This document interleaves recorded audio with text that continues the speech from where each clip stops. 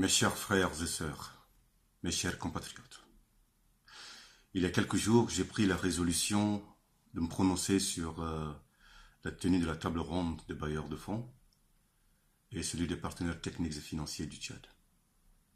Je l'avais fait parce que j'étais mécontent.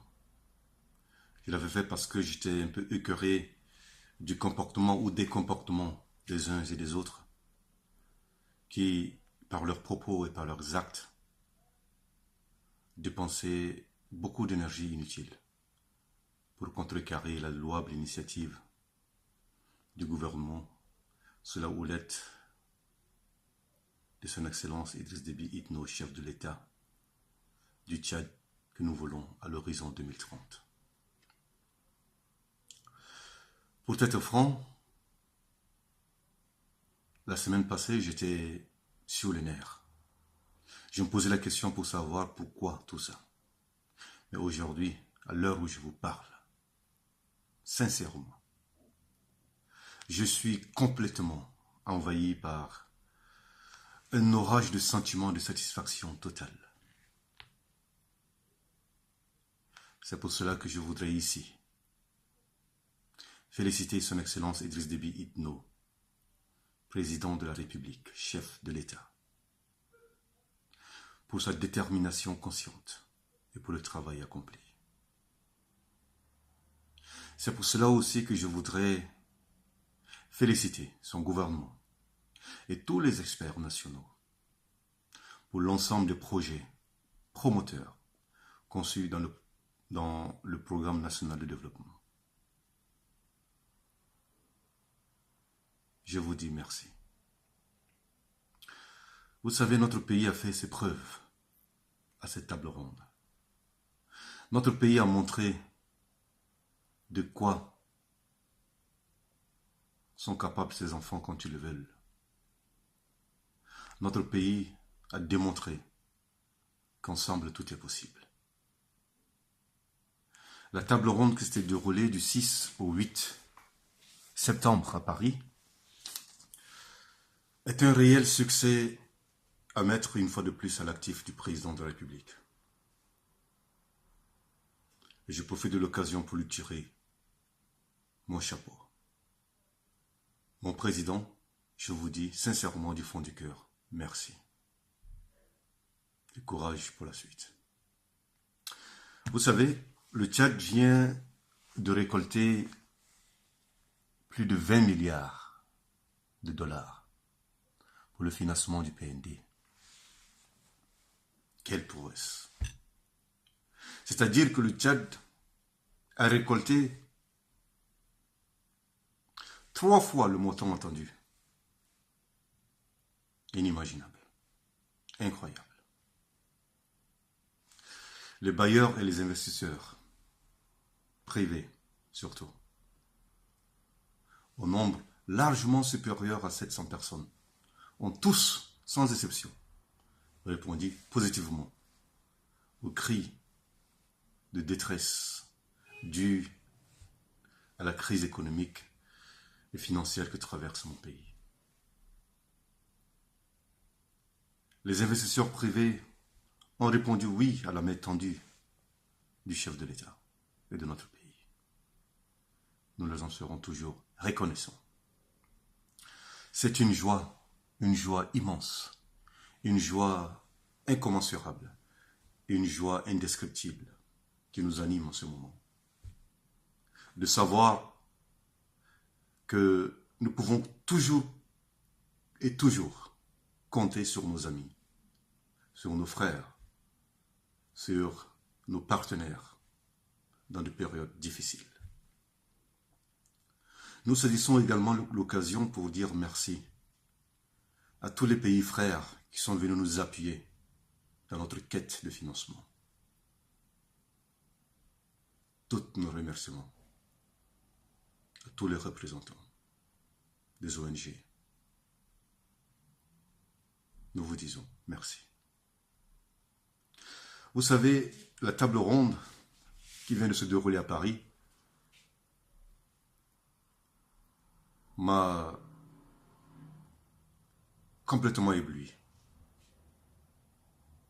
Même si j'étais optimiste, vu le nombre de bailleurs, des investisseurs privés qui étaient dans la salle, cela est une victoire. Et toujours cette victoire, nous devons la mettre à l'actif du chef de l'État, son Excellence Idriss Déby Itno. Et ceci me fait penser à Sun Tzu, dans son livre intitulé L'art de la guerre. Il disait, écoutez bien, que celui qui n'a pas d'objectif ne risque pas de les atteindre. Celui qui n'a pas d'objectif ne risque pas de les atteindre. N'est-ce pas génial? Mais aujourd'hui, le président Déby nous a démontré par A plus B qu'il avait des objectifs pour nous, qu'il avait des objectifs pour son peuple, qu'il avait des objectifs pour sa nation, qu'il avait des objectifs pour son pays. Il a cru, il a tenu et il a réussi.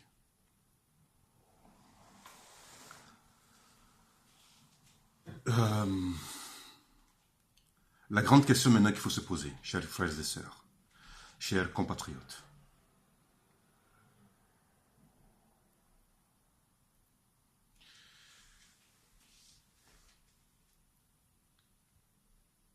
la plus grande question que nous devons nous poser.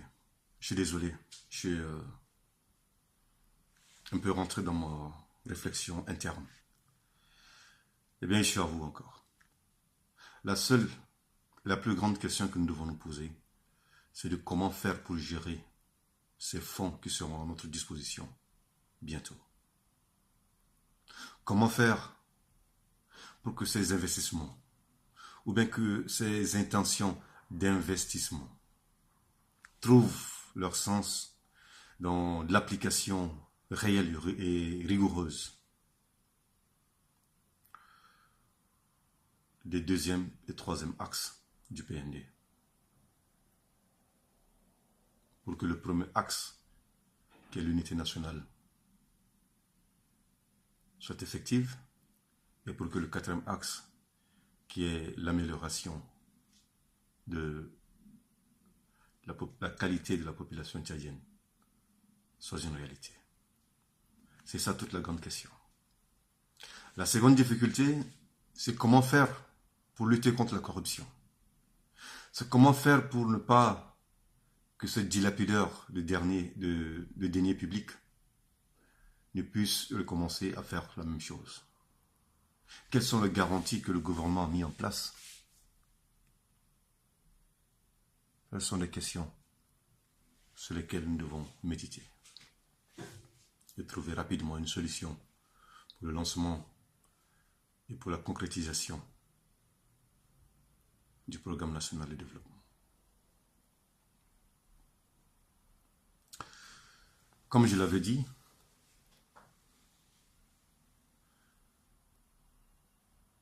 je suis très content. Je suis même très ému. Mais je demeure et je reste debout et fort pour la suite du combat qui nous attend. Le second axe de mon intervention va s'appesantir sur mon soutien, sur le soutien de la représentation du bureau du MPS en Belgique et sur le soutien de mon bureau de soutien, dénommé Bureau de réflexion et d'appui stratégique du MPS, à la lutte régionale que mène notre président Idriss Déby Itno. Le combat qu'il mène malheureusement aujourd'hui est un combat qui fait que il a peu de soutien. Beaucoup ne sont pas d'avis avec lui. Beaucoup le combattent. Et c'est une réalité. Ce combat pour notre indépendance monétaire, ce combat pour nous faire sortir de la zone franc. Ce combat pour nous faire sortir du franc CFA est un autre défi. C'est pour cela que toute la jeunesse africaine doit se muer en un seul homme pour venir et rester derrière ce grand homme qui s'appelle Idriss Déby Itno, qui se bat comme il le peut pour nous faire sortir du joug dans lequel tous ces États francophones de l'Afrique centrale ou de l'Afrique de l'Ouest se trouvent. Le franc CFA, tout le monde en parle aujourd'hui. Des associations des droits de l'homme, des ONG, des chefs d'État. Tout le monde en parle. Le président Déby, panafricaniste et visionnaire, sait que pour être indépendant, il faut nécessairement notre propre monnaie. Et il faudrait bien se battre. Il faudrait savoir se battre contre certaines velléités de la France-Afrique. Ce combat, je le répète, n'est pas facile, au vu des vents et marées auxquels il faudrait faire face. Mes chers frères et sœurs, nous savons tous qu'en Afrique, quand un de nos dirigeants se lève pour se battre pour le bien-être de son peuple ou de son continent, eh bien l'oligarchie occidentale également fait tout ce qui est à son pouvoir pour lui mettre les bâtons dans les roues. L'oligarchie occidentale fait tout ce qui est à son pouvoir pour le nuire, pour le détruire, pour l'anéantir, pour même lui ôter la vie. Mais ici, je prie et je demande au bon Dieu, le Tout-Puissant, de protéger notre président contre ces démons, afin qu'il parachève tous les projets qu'il a entrepris pour notre pays et pour notre continent.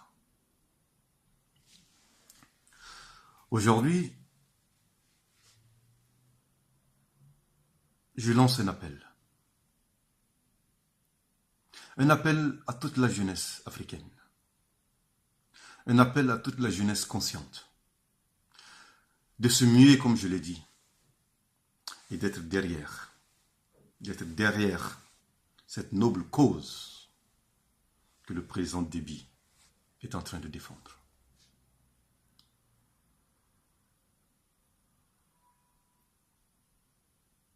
Parce qu'aujourd'hui,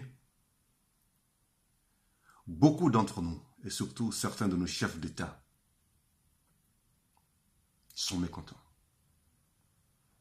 Ils ne veulent pas sortir de cette zone franc. Parce que ça les encourage. Parce que ça encourage ceux qui les ont mis au pouvoir.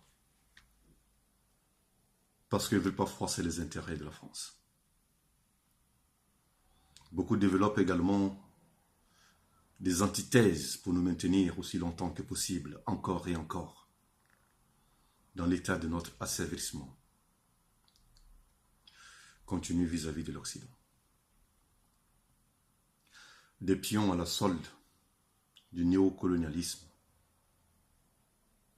se sont rendus récemment dans des capitales européennes, et plus précisément dans la capitale française, pour exprimer leur accord total à cette monnaie, le franc CFA, auprès de leur maître.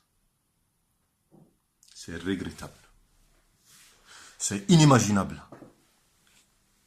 C'est décevant.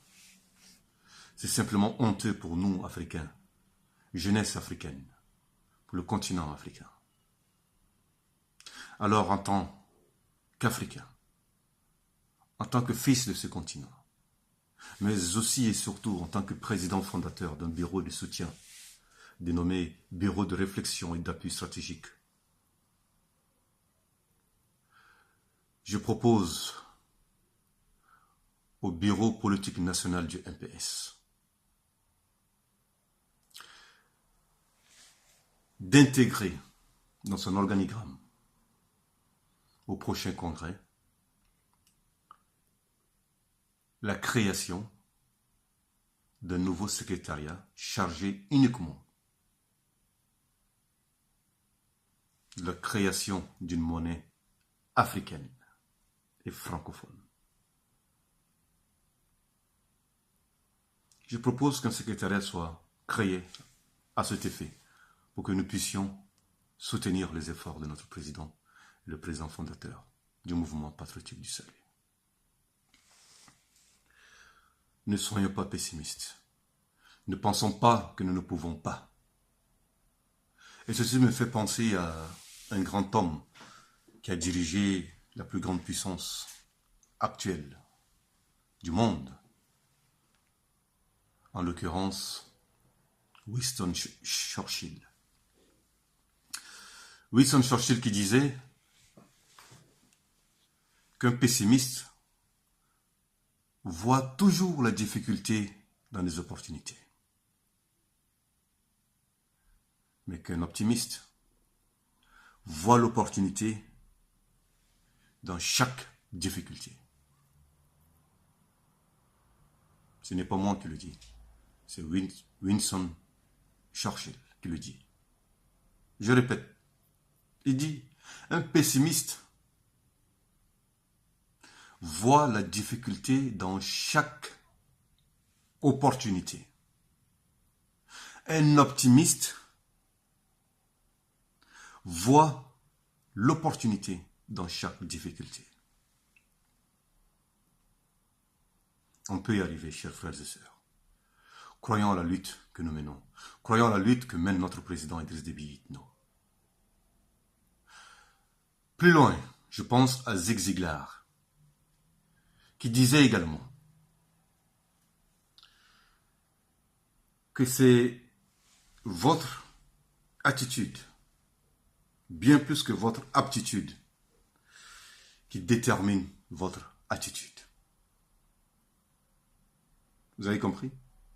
Il dit, votre attitude, bien plus que votre aptitude, qui détermine votre altitude. C'est génial.